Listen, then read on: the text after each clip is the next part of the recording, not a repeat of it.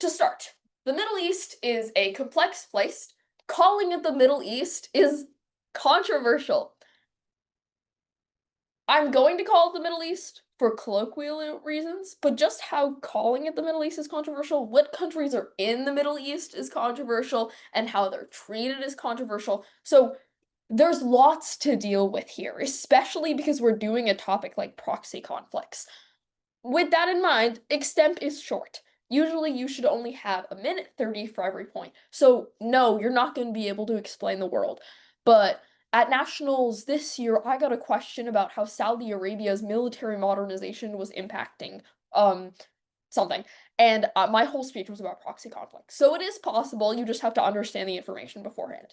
Um, the first thing we're going to start with is Shia versus Sunni, which is effectively Iran versus the UAE and Saudi Arabia in the Middle East. So, Shia versus Sunni. Shia, and Sunni Islam are two different sects of Islam. They were split historically because of the line of prophets in Islam, but now it's more political organizing than anything in the Middle East, and it heavily affects proxy conflict relations in the region. To start, OPEC is made up of both Shia and Sunni countries, and the problem is that they don't agree in OPEC. So, like, Iraq started OPEC trying to become a regional leader, but now obviously Saudi Arabia, the UAE, and Iran are biggest exporters, and the UAE's limit is 3 million barrels a day. That's their OPEC quota. But since they're producing almost 25 million a day, you can see how Shia Sunni conflicts aren't just religious anymore, right? These are becoming like economic problems that are creating lots of strife. Let's think of this just from an OPEC perspective. If some countries are breaking the rules in OPEC, others are going to break the rules. That's going to create more strife.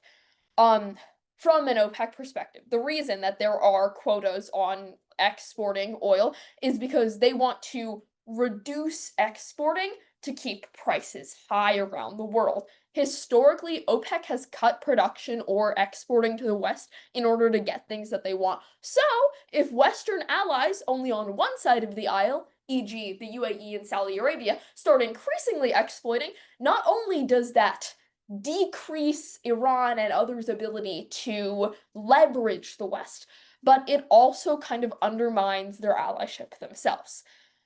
Now, Shia versus Sunni is inherently religious, but is now more political organizing, and that's spread vastly across proxy conflicts in the Middle East. Leaders individually have their own beef, and that's kind of created like historical problems. Authoritarians versus people that call themselves Democrats in the Middle East have had problems. And then, if we want to talk Shia versus Sunni in a more extrapolated way, this is Western support versus acts of resistance. So, Sunni countries are more likely right now to have relationships with Western allies. There are so many exceptions to that rule, but some of them have Western allies, and a good few are Saudi Arabia and the United Arab Emirates. Both of these are working with the West on many economic and political things. The difference is that Iran, a Shia country, is heading up the axes of resistance. This creates new beef between those groups because the axes of resistance is groups like Hezbollah and Hamas and cocaine dealers in Latin America that are working with them, but also mainly Iran, and like Iran hopes Russia and China will join this group in order to create Iran's like power global south bloc that they hope will be able to leverage international relations because Saudi Arabia and the UAE, that Iran inherently doesn't like because of their religious conflicts, also works with the West. That undermines them. Another reason why they can't get along. Also, pre-1971, Iran invaded a couple of islands that the UAE eventually was going to take as they became a state, and so there's like historical problems there as well. But overall, it's just power. For the sake of extemp, you have to be able to understand and explain these things, but it is just power. Saudi Arabia, the UAE, and Iran all want to be the big dog in the Middle East. If you have questions, please raise your hand. I'm here for you. Don't be embarrassed. Or put them in the chat. Or ask me after. Okay. Israel. Obviously, Israel relates to proxy conflicts in the Middle East because they are a unique country and in the region have often done the attacking and been attacked by countries. So there's hella beef, right? Okay, here's a little bit of history. 1947 is when Israel was created as a state. The UK was assigned the task of creating it. I highlighted in the middle region because, like, extempers, please understand that this isn't the first time that Gaza has had problems with Israel, right? This is one of many, many, many historical wars that have happened in the Gaza region, and we should have seen this coming. And then the Camp David Accords. So Carter, our GOAT, signed the Camp David Accords and won a Peace Prize for it because he was the only one and the first to be able to bring Egypt and Israel to the drawing table and establish diplomatic relationships. I didn't write Arabs and Jews. That's kind of weird phrasing, but that is what he did, Camp David Accords. So that's the history on Israel. If you're gonna speak on it, you should know about it, right? But in the context of proxy conflicts, right? Okay, so first of all, since 1947, obviously territorial disputes between ethnic people in the region. That's creating historic, but obviously also more recent conflict. Not knowing about how this impacts proxy conflicts is a genuine detriment to you because you live in a post-2023 extemp world, right? Obviously religious conflict. But then we have self-defense and defensive action. Almost anyone would be able to tell you that there are problems in the Middle East. But let's talk about the themes about the difference between self-defense and defensive action, because this leads to new problems about proxy conflict. Okay, that was not questions. Great. So what one country calls self-defense will obviously always be called an offensive attack by other countries, right? That's like history is written by the victor kind of stuff. So like when the United States bombs Iran, the United States says like we had to, and Iran is like you didn't have to, that was an act of war, and then Iran attacks them back. And then they're like, that was an act of self-defense. We were saving our people. And then the other side is like, no, that's an attack, right? Okay, so let's say for the context of extemp, you've got a prescriptive question that's like, how can the United States best mediate the Israeli-Palestinian conflict? Don't choose that question. But let's say that was the best. Then you have to define like why people did the things that they did and how the United States can mediate that. And that all falls into self-defense versus offensive action. Great. Like I said, there are historical grievances over territories and lots of wars since Israel has been in 9 wars since their inception, and that's because of many of the ethnic and territorial conflicts that happened before. Also, much like South Korea and North Korea, except without the United States nuclear backing for one side and North Korea having nukes on the other side, and them both being right next to each other. Actually, that's very similar. That's a really good metaphor. Huh. It's a really good metaphor. Okay, so yeah, use that metaphor and apply it to what's going on right now. The reason that it's crazy that tensions have bubbled up since 2023 is because they're all right next to each other. This is exactly like if North and South Korea started bombing each other because they have guns pointed right next to each other, right? And the reason that it's so dangerous that Iran is developing nuclear capabilities is because then they will be effectively the North Korea of that region, and then like the world could bubble over, right? Okay, so that's a great metaphor for like why they don't like each other. And then political tensions about Western support. If Iran doesn't want the United States to keep putting troops in the Middle East, and Israel is directly an ally of the United States, then obviously there's tension there. Proxy conflicts. Oop. Great. Yes, here. Does anyone want to explain this map to me? I created it earlier today. Don't worry, guys. I'll explain it to you. This is why we need a lecture on proxy conflicts. Great. So, to start, the countries that have pink are Shia countries, and the countries that have blue are Sunni countries. Obviously, it's not that simple. There are sects within Shia and Sunni Islam, and there are Countries that are like 50-50 split, those countries have not been labeled. But since Shias and Sunnis have problems, and some of these countries are richer, and some of them are poor, and some of them have instability, we get conflict. To start, because of religious conflict in the Middle East, Israel has historically been made an enemy of many Muslim countries. Boop, boop, boop, boop. Yep, okay, that's what we'll do for now. So we can see, great. So the red lines are going to be like beef, right? Okay, Israel, Iran, beef, obvious, right? Israel, Yemen, beef. That's pretty obvious too. Some other countries have like medium beef with them. So like Saudi Arabia tried to get along with them for the sake of oil, but then after 2023, when the bombing started, Saudi Arabia shut stuff down, and now it's a little more open, but it's not that open. I'm not gonna admit people, that's someone else's job. Iraq, Syria, all of these places, mainly because of ethnic tensions, but also because of historical and monetary tensions, have problems with Israel. Egypt and Iran have problems with each other because Egypt is like very working with the United States, and Iran is very not working with the United States. So that's that line that you see there. Can you guys see my mouse? Yeah. That's awesome. Okay, great. Um, Great. So the next one is Lebanon, Iran. What's one great reason that Lebanon's government, the LAF, and Iran would not like each other? I'll tell you, because Iran supports Hezbollah and Hezbollah has destroyed Lebanon. It's basically their little terror group that likes to mess with Lebanon, and that's not okay for Lebanon. Iran and Saudi Arabia don't like each other because of ethnic and monetary tensions. Iran and United Arab Emirates for a very similar region. Iran and Yemen because Iran is destabilizing Yemen right now. Iran and Kuwait because Iran is pushing instability into Kuwait. I think that next line was somewhere over here, and maybe it was Saudi Arabia and Israel. Saudi Arabia and Israel for ethnic tensions, though that's less drastic than you'd imagine.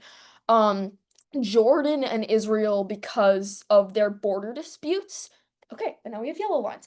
Yellow lines are when it's too complicated to tell. So, like, if we were 2 years ago and Assad was still like super strong and it was Iran, then we would be like, okay, Iran backs Assad, and obviously the people in Syria don't like Iran, but the governments like each other. But now we have a new government because of the overthrow, and so things are different, right? Like, I think the new government is communicating with Iran, but obviously doesn't want to be allies with the supporter of their former oppressor.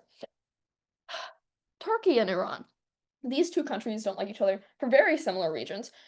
To start, Turkey is trying to pull itself all the way into the European Union and use the euro and all of those fun things. And Iran definitely doesn't want a country on its border that does that and works with the United States like Turkey will.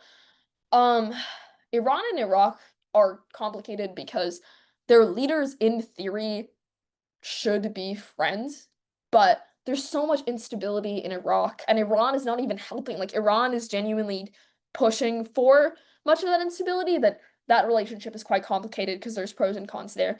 Turkey and Iraq don't get along because of historical beef and Sunni Shia relationships. Turkey and Syria. Ooh, Turkey and Syria. We will cover this more a little bit later, but to start, I feel like I'm going too fast. I hope I'm not. If I am, please just put that in the chat so that I can see that and go back. Turkey and Syria have problems because Turkey used to be like very pro Assad. And now, because they wanted to keep things like at least within Syria's border, it's like NIMBY, not in my backyard. They don't want Syrian refugees. They were trying to like end the conflict by just like oppressing more. And then also some Turkish fighters were fighting against, so it was cool. But now Turkey is like really, really, really invested in trying to make sure that Syria doesn't enter. I'm gonna admit that person.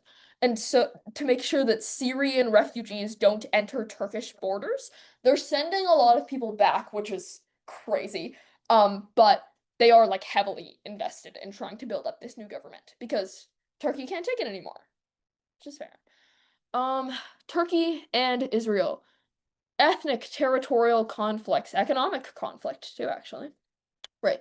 Syria and Iraq, that's all authoritarianism and ethnic conflict. So, like, lots of two bad regimes that have both been overthrown and thrown their countries into civil war.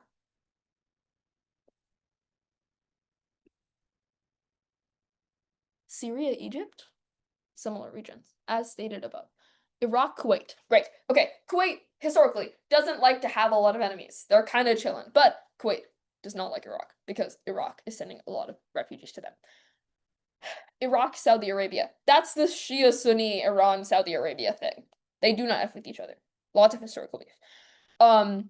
Syria and Saudi Arabia have very similar problems with each other in that Saudi Arabia was backing democratic forces that wanted to overthrow Assad, which has now been done.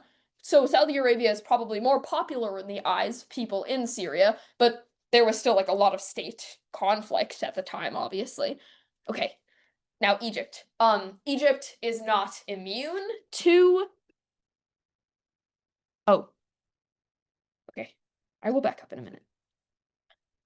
Egypt is not immune to Middle Eastern tensions, but Egypt has removed itself a little bit. It's fortunate. Okay, I'm not gonna read that. It's fine. Egypt is not immune to Middle Eastern tensions, but it's unfortunate enough to not be right on the Middle East, and so it's been able to make relationships with the EU and the United States. That obviously doesn't endear it to Iran, but not a lot of problems. Egypt can be a good arbitrator. From an extemp perspective, I think you should use Egypt in a problem cause solution because, like, Egypt can be a way to deliver aid. Egypt can be a good way to create short-term peace. I don't think they want more refugees, but Egypt does have an unemployment crisis, so there's always that. Peace and love for Oman, you guys. We're gonna talk about Oman a lot later. I think people are really sleeping on Oman because it's like Switzerland, but of the Middle East. Okay, before we go on, I want to explain Assad for everyone. This man, holy, I've given a lot of speeches that are just like trashing Assad, really, because probably one of the biggest human rights violators of a generation. He was using mustard gas before mustard gas was cool on his own people. The torture, like, it was something like 180,000 individual civilians, including women and children, had been tortured in these mass torture chambers after the, maybe it was 2025, but probably 2024, overthrowal of Assad's regime. There was so much time that was just spent like getting people out of prisons. Holy civil war problems. Oh my God. The worst, probably one of the worst leaders of a generation, really. Let's see. What did Switzerland do? Switzerland is, oh, this is an important thing. Geneva Academy. Switzerland is known for being able to historically arbitrate, and it's very neutral. But you guys got that in the chat, so we'll move on. Does everyone get how proxy conflicts can be complex? I hope so. Great. Ethnic groups in the Middle East. The original line that I wrote here was, ha ha ha ha, ha, will there ever be peace? No, because not just in the Middle East, but especially in the Middle East, there are so many individual ethnic groups that are at conflict. This is a really good A sub point in any prescriptive speech about peace in the Middle East. The problem is that all of these ethnic groups are in the same territories because of Western powers that be, and are forced to work with each other, also have historical problems with each other, also, like, some of them are friends with powerful people and some of them have been oppressed. Ethnic tension in the Middle East is something that you will hear from me all the time. Okay. Middle East questions.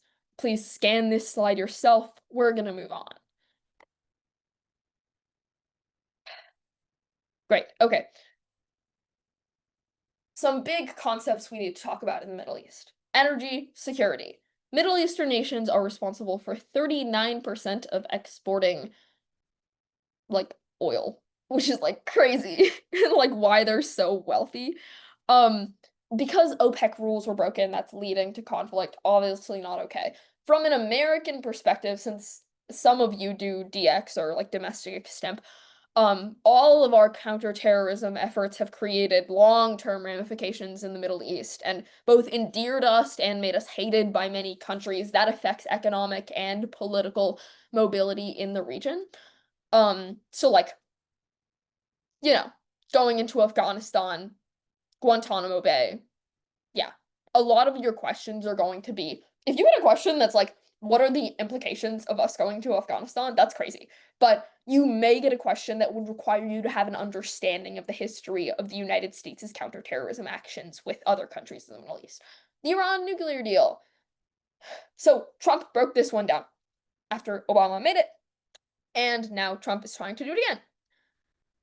You can read on that on your own time. But yeah, that one's a big one. Um, obviously that's going to be used as a bargaining chip in workings with Hamas and Israel over the next couple of years, I imagine. Okay, I can't read this chat anymore because it's too much. So if you have questions, we're gonna talk about them all at the end. Great. Military presence. Sheesh. Can you name one incident in which that backfired on America? Like us withdrawing or us spending all that money and then it not working? Like, military presences can be a tool, but are a bad tool, an ineffective tool, a tool that leads to human rights violations. Even the United Nations peacekeepers haven't been able to effectively go take over a place and then run it right. So you can prescribe a United States invasion, but you probably shouldn't because the judge that you get is probably going to be like, oh, that's really bad for the people or that's really bad for America. Basically, any side of the aisle that your judge is on, they're not going to want them to spend more or take over another country. So that's a scary one. Human rights. Yikes. So many refugees, so much mass murder. There's a lot of current conflict going on. And so I think in any impact, if you get a Middle East speech and you don't give one impact about human rights, you're doing that speech wrong. Like objectively. From a like being good at extemp and from a like you're a human being and you should care about other people perspective. Okay, the Arab Spring. This is so important out of history that I'm willing to explain it to you. That guy lit himself on fire in Tunisia in 2010, and then because of the impacts of Facebook and social media, which is a really good subpoint about the impacts of Facebook and social media, the whole Middle East kind of went up in flames. And this was like a really big moment for democracy because Tunisia became a democracy and other people got like verbalized and organized in their pushes for democracy. I would be willing to bet that over the next 2 decades, there will be countries that become democracies because of what the Arab Spring did for them on social media. Obviously, some places are losing TikTok and people are cracking down, but this was a really good moment for organizing. Now, Egypt had an upheaval throughout an autocratic leader, but that led to a long-term instability. Syria, Lebanon, and Yemen also were thrown into more instability, but it was mostly via crackdown and opposition groups kind of rising up into militias. As you'll notice, all three of those countries are still unstable because to make a democracy, like, it's not clean in the Middle East, you know? There's a lot of civil war and conflict that continues because of proxy conflicts. Okay, I'm gonna check the chat to see if there are any serious questions before we go.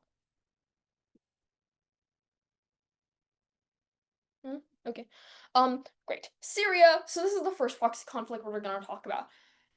So, by 2014, there was a crazy rise in ISIS.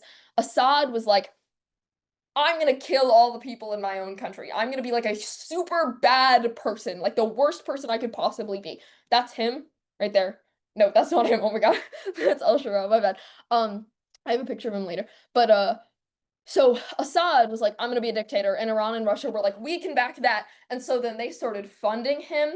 And then there were Syrian opposition forces, largely because of the Arab Spring, and those were allegedly taking place in Western Syria. So Russia started funding in 2015. Iran started funding in 2011, and Iran was trying to pull them into the Axis of Resistance, which remember was that like anti-Western informal group of people with guns, autocrats. Saudi Arabia and Turkey, because Saudi Arabia and Turkey don't like Iran, started funding opposition democratic forces. Because Saudi Arabia and Turkey don't like Iran, they started funding opposition forces. This is the perfect example of proxy conflicts that we've been looking for. They've been cooperating and funding each other, and then Syrian opposition was obviously rising out of the woodwork. But now it's all changed, and it's also stayed the same. There is obviously new ruling powers in place that have promised in the next couple of years to create a fully democratic government. At first, every news source ever was like, but will he do it? If any of you were reading the news during that time, they were like, it's unlikely that they can actually put it in place. But, like, there have been some pretty cool forums of discussion. I'm pretty hopeful about what al-Shura could do, but still, the man in charge is a specially designated global terrorist who used to be part of terrorist organizations. And that's crazy. What's crazier is that this picture exists. Like Donald Trump standing next to this man is an actually wild picture. But I guess it's really cool, right? If the United States can help facilitate democracy in Syria, that's like the craziest transition to democracy in the last decade. But yeah, it's a wild picture. It gives him a lot of power and authority in his region. It's unlikely. I don't want to say it's unlikely he'll be deposed because then tomorrow he will be, but it's a crazy picture to exist for international politics. Why does the world want this conflict to end? Let's say you're any of the countries bordering Syria and you've been taking hundreds of thousands of refugees every year, and also dealing with war on your borders. For Turkey, that means that they are heavily influencing Syria to try to get this all back together. This is the stupidest thing I've ever heard. The European Union is sending Syrians back to Syria during the middle of instability. Things are not better just because they're like different. Yes, Assad is not currently in power, but like human rights violations wise, this is not a good move for EU countries to be sending people back while it's not guaranteed safe. Like there are still ethnic violations in the region. Speaking of which, Saudi Arabia and Turkey have reopened domestic relationships and tried to advocate for the United States removal of sanctions on Syria because they've had this democratic transition. Obviously, Iran isn't happy that their authoritarian like friend is no longer in power. Syrian proxy conflicts. Say your questions now or say them later. Okay, here we go. Sorry. Is it okay if I unmute? Sorry, was I? No. Please. Yeah. So just like in general, like why I mean, obviously I get that there's like religious beef and stuff like that, but just why are so many, not I'm not saying like all of these countries are like super like authoritarian and stuff, but like why is there just so much like I know that's like kind of the point of the lecture, but like why is there just so much like conflict? I don't know. Is my question making sense? Like No, I understand what you're saying. Okay, I want to break this down to a couple of overarching things. If you look at the Middle East and you immediately think conflict, that is because the media told you to immediately think conflict when you think of the Middle East. That is also because of historic problems. For example, after 9/11, Western countries invaded a lot of the Middle East, and they didn't leave those countries in a good position. So now many of these countries are in active civil war. The reason you hear about them a lot on the news is because the United States has vested political and economic interests in the region, e.g., Israel, Egypt, and oil, that they don't want to be hurt. So, when a lot of bad stuff happens, you're going to hear about it on the news. Latin America probably has the same amount of conflict, though they do have more stable governments, but you're going to hear about the Middle East a lot more. Especially because right now, since 2023, there's been a lot of economic conflict. I want us all to collectively pray that my computer doesn't die. So, like, the effect of, like, oh, there's a lot of conflict is one, the media. 2, because these countries don't have stable governments, and that's kind of a shocking thing in 2025, and so that's a big deal. And 3, because this is kind of the region that the human race started, and I know that sounds like idiotic when you first hear it, but if you can imagine, there are a lot of ethnic groups in this region, and I don't want to be like out there about this. There are like different religions and different races, and they're all trying to do the same thing in the same plot of land. And so a bunch of them have guns and some of them have nukes. So they're just pissed. This has a lot to do with history and a lot to do with current ethical conflict. And because everyone in the world has an opinion on this, it's really hard to get back to the root of it. But I encourage you in extemp to like please go look up why is there a lot of problems in the Middle East and read, because I can explain it to you, but I'm explaining it in the way that I think you'll understand. There's probably more out there that you need to understand. I can't cover everything. I'm specifically covering proxy conflicts today, but I hope that you'll all go figure out why, because during your extemp speeches, I would love to see more people be informative rather than opinionated. With that in mind, Yemen. Not a lot of people know about Yemen or hear about Yemen, but essentially, Yemen is an Iran, Saudi Arabia, UAE problem of its own kind. Obviously, it started with the deposition of an anti-democratic leader during the Arab Spring, but since then, Houthi forces have become a major destabilizing force in the region. And who funds the Houthis? Iran. Iran does. That also means that Iran is backing Shia forces within northern Yemen. And so, as you can imagine, there are different terrorist organizations providing different ethnic abuses and like human rights abuses in the region. It's created a real mess out of Yemen. Several times, private arms dealers and militias have overthrown anything of what could be a peace deal in the region. This is like a perfect example of a proxy conflict. So, on one side, we have private arms dealers, Iran, Houthis, and other Shia opposition forces. On the other, we have Saudi Arabia and the UAE, which are claiming to back democracy. Claiming to back democracy. We've got the United Kingdom, which has stepped in to fund them on their behalf. And then we have the reason that they got involved in the first place, which is because the Houthis, which are Iran, overthrew a leader that the Sunni part of the Middle East liked. And so now they think Iran is trying to steal their power, which they were. And so Saudi Arabia and the UAE and Iran have pumped guns and funds and fighters into the region to create a place that people cannot live. France supports a United Nations peacekeeping mission, and Canada supports the World Food Program. Speak now. This is your chance, guys. Cute. Great. Iraq.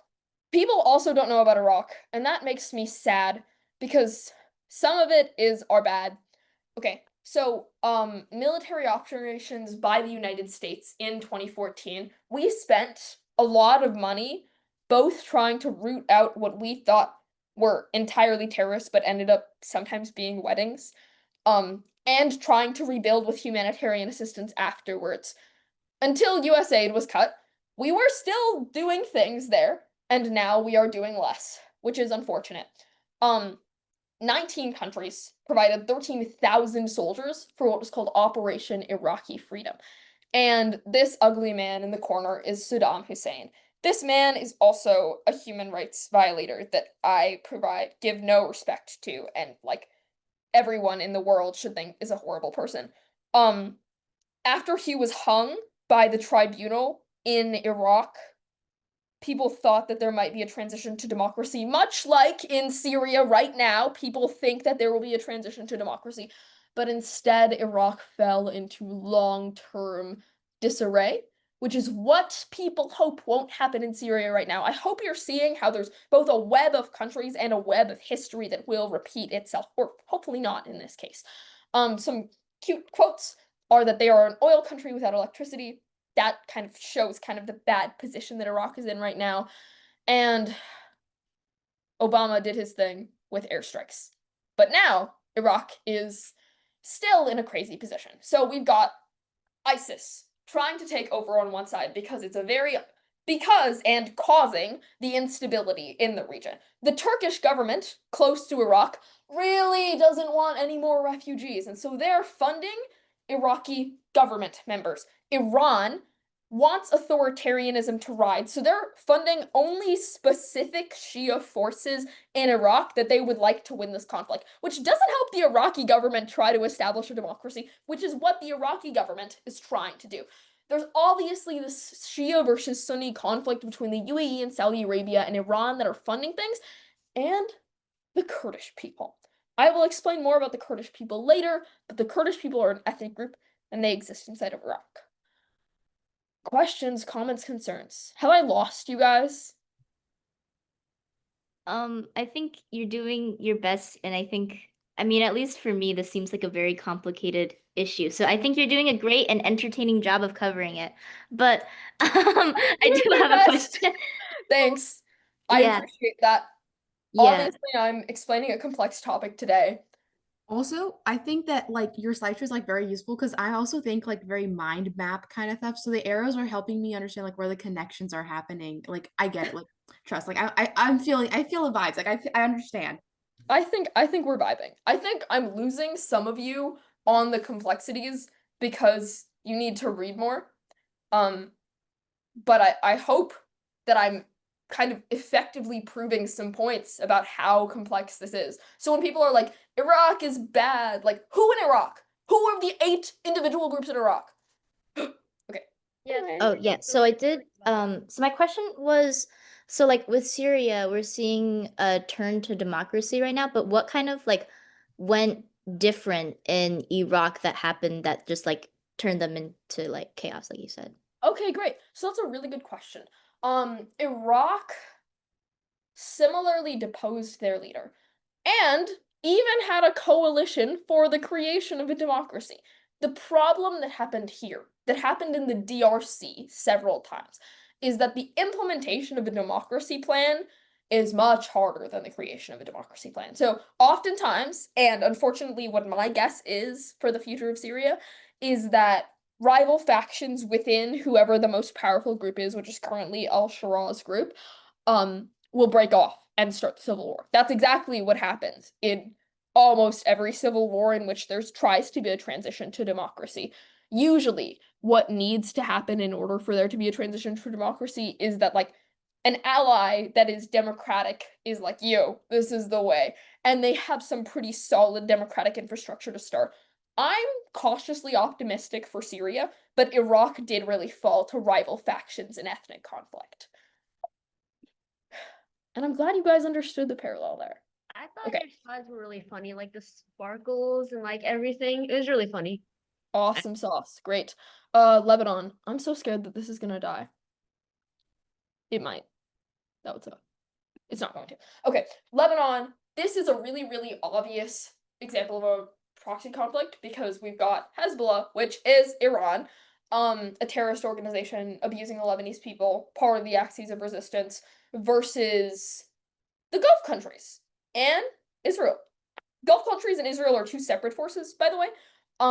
Israel is right on the border of Lebanon, and so they have a lot of the territory of Lebanon. This is the difference between self-defense versus active aggression. Like, one side will call it self-defense, the other side will call it active aggression.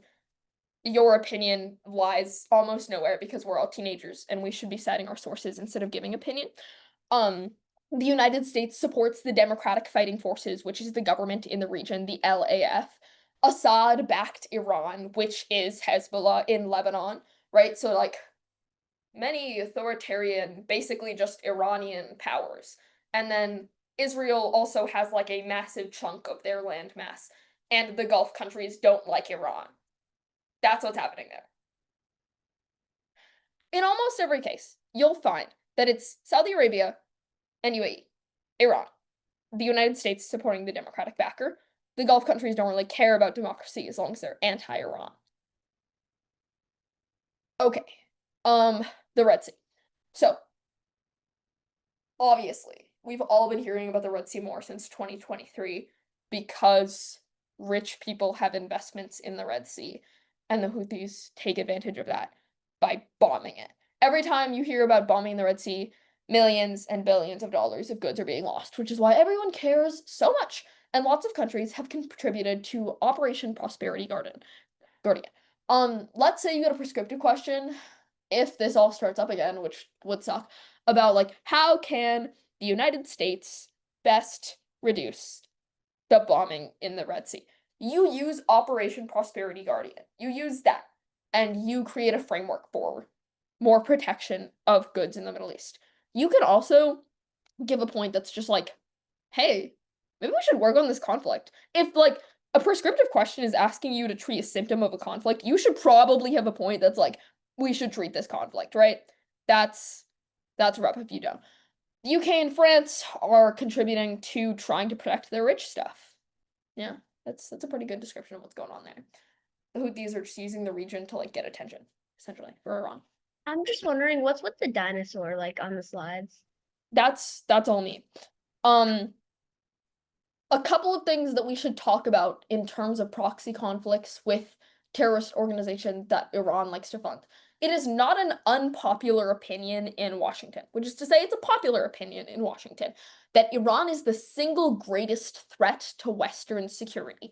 That's because Iran is building nuclear weapons with Russia, backing Russia, which connects Iran to the whole Ukrainian conflict, and because Iran has all of these terrorist organizations that it claims to be backing to try to free these organizations in the place that they exist, right? They're funding local Houthis, but what they're actually doing is trying to create more power for themselves in the Middle East and like aggress against the West and Sunni groups in the region.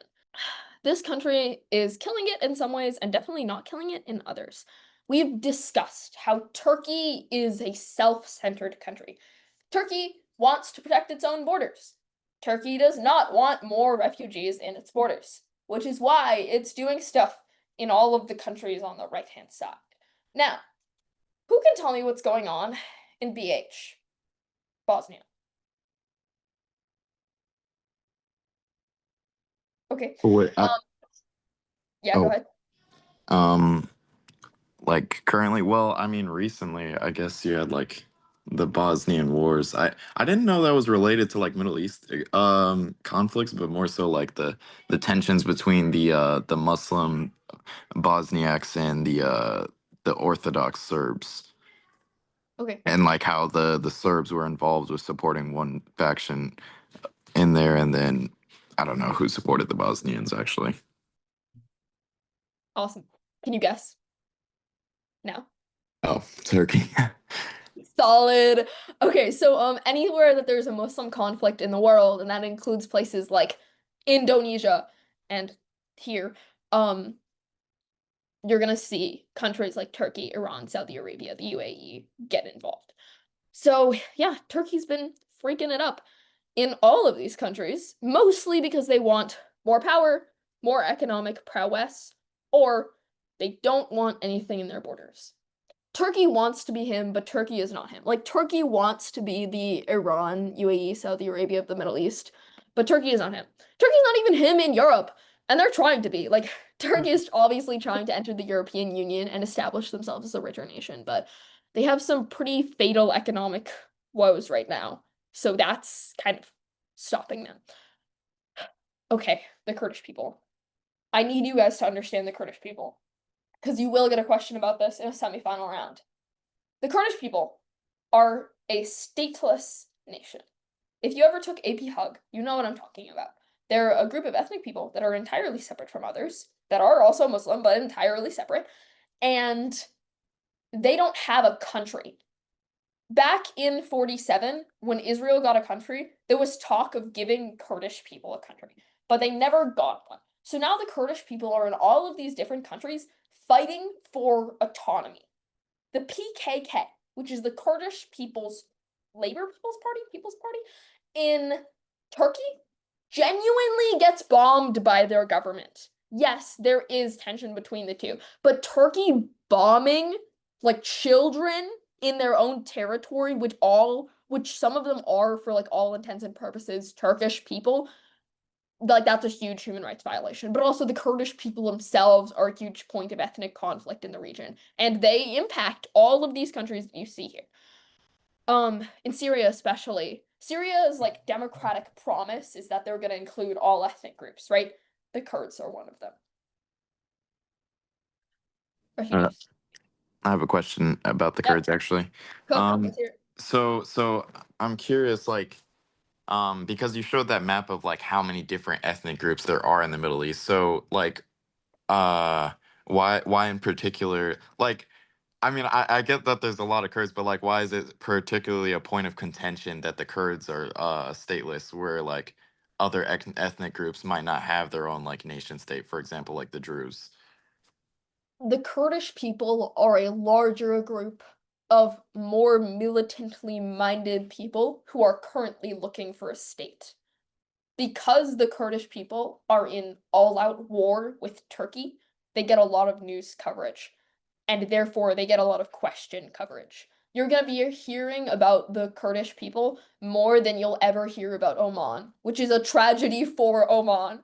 But really like from an extemp, I'm not gonna tell you that they're more important or something, but like from an extemp perspective, you need to know about the Kurds. Okay, refugees. So this is where we're gonna talk about impacts.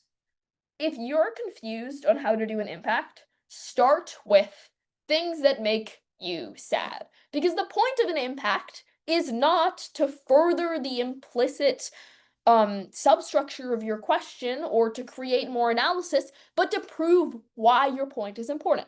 And refugees are a great way to prove that there are human rights violations going on. Because if I can't live in my own home, or if I don't want to live in my own home anymore, that's an indicator, if not its own human rights problem.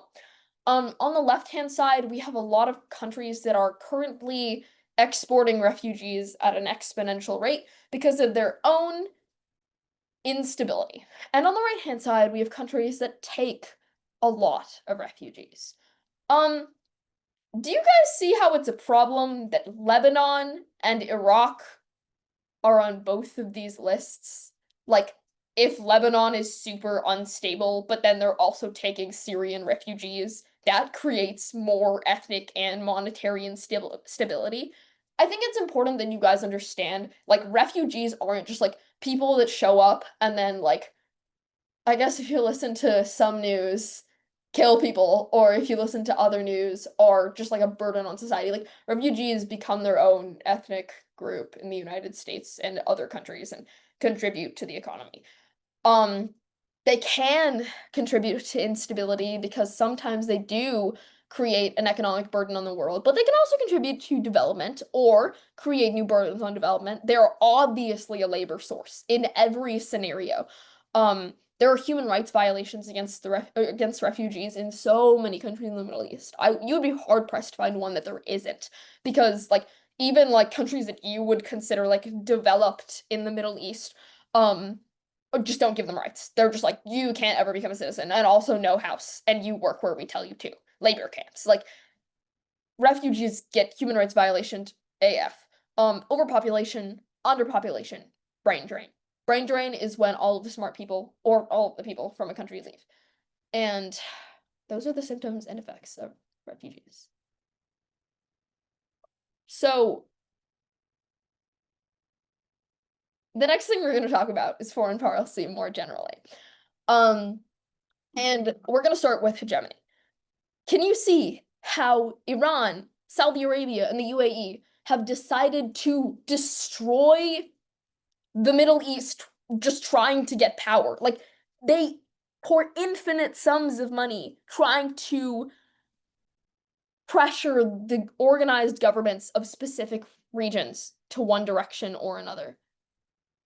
I don't know what time it is. Oh well. Security. Obviously, instability is a ramification of proxy conflicts in the region. Economic prosperity, influence, humanitarian. Oh, let's do humanitarian assistance. Okay, so humanitarian assistance from places like the United States and other allies in the region not only is necessary and is more likely given to allies than enemies, but can also be used as a bargaining tool. That's a bad thing, but it's a thing that happens, and you should know that. That happens all the time in the human affairs that you read about. Let's talk about extemp. So let's say you've got this holy hell of lots of problems in the Middle East, and you get a question that is like, how can the United States make peace in Syria? That's a hard question, but I've given it before, and you also can. So the problems you're likely going to find are things like ethnic conflict, shocker, maybe a lack of funds, instability, which links to terrorism in the region, which links to a lack of an ability to develop industry. The solutions you're going to find in relation to proxy conflict specifically can be that they reach out to allies. Or if you're like the smartest person in the world, you can address the funder of your enemy, right? Because if Syria's Assad wanted to take down the opposition democratic forces, if they stopped Saudi Arabia and the UAE, either through friendship or through enemyship, from funding democratic forces, like those democratic forces would fall. So there's a lot of work to be done, a lot of extemp to be done, just with implicating proxy conflicts, funders, friends. I've told you about the status quo, but things are always changing in the Middle East. If I had given you this speech in 2021, it would have been an entirely different format. Because things are always changing, and you need to be reading about them. Oman. Oh my Oman. I am such a big fan of Oman because I think they are slept on. All of the things you see in front of you: mediating, facilitating, refraining from military intervention, which is a thing that most countries can't do. Facilitating the JCPOA, hosting talks, like right now, back channel hosting talks, are things that Oman does. And if you are brilliant, then you will get into a question with, and you will give your B of a prescriptive question as like, use back channel ties with Oman to create peace. If your question is like, how can the US create peace? And you use Oman as your B, as your like prescription, your solution, that's solid, you guys. I'm trying to influence the circuit here. I want you guys to do this. Okay, other things. We've got about 2 minutes, and I need to address these things because I just gave a talk on the Middle East. To start, I understand that you want to make jokes. Some of you are probably very funny people. Some of you understand that jokes are an important way to win, but you can't make jokes at the expense of dying people. And there are a lot of dying people in the Middle East. So really keep that stuff to yourself. Additionally, punching up, not punching down. I'm sure some of you have gotten this lecture before, but I want to make sure that all of you have heard this. You can't make fun of homeless people for the same reason you can't make fun of people dying in the Middle East. You can't make fun of people who have been displaced, and you can't make fun of democracy fighters. Like, people that you are more privileged than are not on the table for jokes. Opinions versus education. This is a huge one that I want to touch on, but I don't have enough time to. Extemp is somewhere between an info and an OO in the way that some of it is going to be you deciding what the three points are for your answer, and some of it is going to be like explaining what the United Nations does. There's a balance between education and opinions. I've seen really great speeches that have been based in education, in informing your audience and persuading them. I've seen really great speeches do incredibly well that are just based on opinion and just like take a hardline stance on abortion and like run with it. You can do whatever you want to in this space, but please remember that this is a free speech event. You're allowed to say whatever you want to say, excluding bad things, homophobic, mean, racist, sexist things. But say it with the understanding that you should be able to source all of your claims. Your opinion is not necessary in this event. I don't think that you should bridge on big human rights things you really care about. But this is such a complex topic that it's not. This is such a complex topic, period. There are more than two perspectives on all of these topics, period. And I encourage all of you to read about more than your family community perspective so that you can approach these topics with both the nuance required to win and the sensitivity required to understand other perspectives. You can say your opinions in extemp if you want.